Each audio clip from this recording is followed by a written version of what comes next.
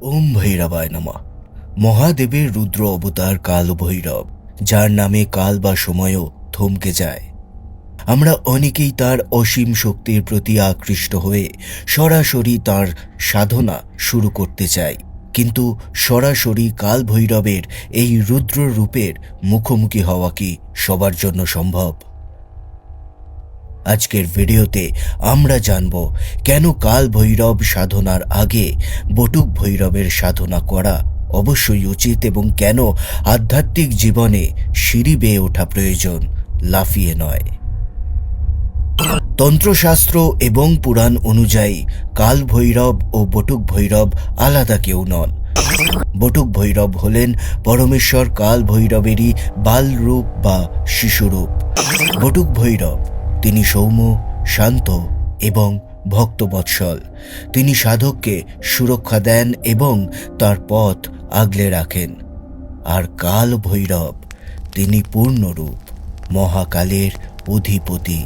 তার তেজ এতটাই তীব্র যে একজন সাধারণ মানুষ প্রস্তুতি ছাড়া সেটা সহ্য করতে পারেন না। মনে রাখবেন, কোনো উঁচু দালানে উঠতে হলে আপনাকে যেমন প্রথম ধাপ থেকে শুরু করতে হয়, তেমনি কাল ভৈরবের সর্বোচ্চ শিখরে পৌঁছতে হলে বটুক ভৈরব হলেন সেই প্রথম সিঁড়ি। অনেকেই আধ্যাত্মিক অহংকারে বা দ্রুত ফল পাওয়ার আশায় সরাসরি কঠিন সাধনায় ঝাঁপিয়ে পড়েন, কিন্তু মনে রাখবেন, লাফিয়ে ওঠার চেয়ে সিঁড়ি বেয়ে ওঠাই সব থেকে নিরাপদ। এর কারণগুলো কি জানেন? 1. তেজ সহ্য করার ক্ষমতা। কাল ভৈরব হলেন অগ্নির ন্যায় প্রখর। সরাসরি সেই শক্তির সংস্পর্শে এলে সাধকের মানসিক বা শারীরিক ক্ষতি হতে পারে। বটুক ভৈরব সাধককে সেই তেজ সহ্য করার মতো আধ্যাত্মিক শক্তি বা ক্যাপাসিটি তৈরি করে দেন। 2. পরীক্ষা। কাল ভৈরব তাঁর সাধককে কঠিন পরীক্ষা নেন, কিন্তু বটুক ভৈরব শিশু সুলভ স্নেহে সাধকের ভুল ভ্রান্তি ক্ষমা করে তাকে গাইড করেন। সুরক্ষা। সাধনার পথে অনেক নেতিবাচক শক্তি বাধা দেয়। বটুক ভৈরব সাধকের চারপাশে একটি সুরক্ষা কবচ তৈরি করেন। সাধনার সঠিক ক্রম তাহলে কি? তাহলে একজন সাধারণ ভক্তের জন্য সঠিক পথ কোনটা?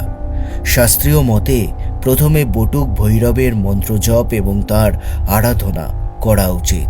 তিনি যখন প্রসন্ন হন তখন তিনি নিজেই সাধককে কাল ভৈরবের চরণে পৌঁছে দেন। এটা অনেকটা স্কুলের ওই প্রাথমিক শিক্ষা শেষ করে কলেজে প্রবেশ করার মতো।